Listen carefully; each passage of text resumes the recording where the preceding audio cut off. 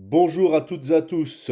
Le livre du jour, Martyrs du communisme, 7 évêques dans les geôles roumaines de Francisca Baltaceanu et de Monica Brosteanu aux éditions Salvator. Il faut savoir que depuis 1700, les Roumains de Transylvanie sont nés à Rome tout en gardant la spécificité du rite byzantin. Alors cette église, qu'on qualifie de gréco-latine, elle fut très florissante jusqu'en 1948. Pourquoi 1948? Parce que c'est le début des terribles persécutions que vivront les gréco-catholiques.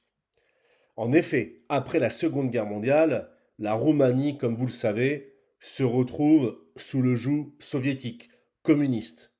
Et le 1er décembre 1948, date très importante, le Parti communiste roumain met les églises catholiques, dont l'église gréco-latine, hors la loi.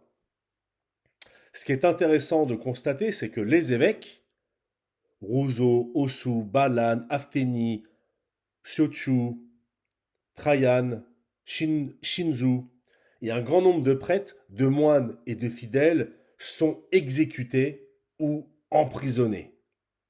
Cette église vivra pendant plus de 40 ans dans les catacombes de Roumanie. Et ce qui est intéressant avec cet ouvrage, c'est qu'on s'aperçoit que les 7 évêques sont restés fidèles à Rome et, le plus important bien évidemment, à notre Seigneur Jésus-Christ. Ils ont tous préféré mourir en martyrs. D'ailleurs, le pape Pie XII leur a rendu un hommage dès 1952. Vous renouvelez la beauté de l'Église primitive.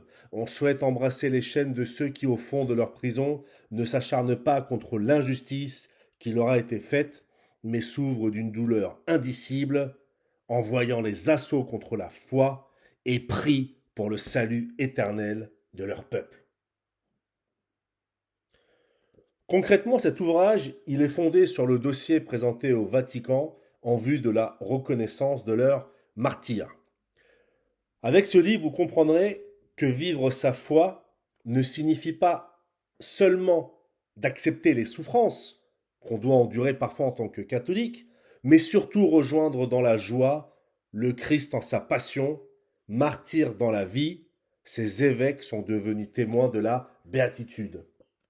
Cet ouvrage commence par un préambule très émouvant et ensuite il enchaîne sur l'histoire de cette église roumaine unie à Rome. Et ensuite, vous avez autant de chapitres que d'évêques. Donc chaque évêque a son chapitre qui lui est consacré. Et à la fin, cet ouvrage se termine par une conclusion pleine de justesse, de justice et d'espérance. Et enfin, une belle bibliographie, les archives qui ont été consultées. Je vous invite vraiment à le lire parce que on voit très bien comment, dans un pays sous le joug soviétique, communiste, comment les catholiques sont traités.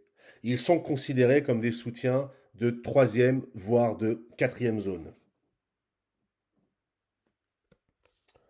Le grain du blé tombé en terre qui meurt pour porter beaucoup de fruits. Ces 7 évêques ont refusé de laisser leur église se transformer en jouet du pouvoir et ils sont morts entre 1950 et 1970. Lisez cet ouvrage, vous ne le regretterez pas. Martyrs du communisme, 7 évêques dans les prisons roumaines, aux éditions Salvator, de Francisca Baltaceanu et de Monica Brosteanu. À très bientôt.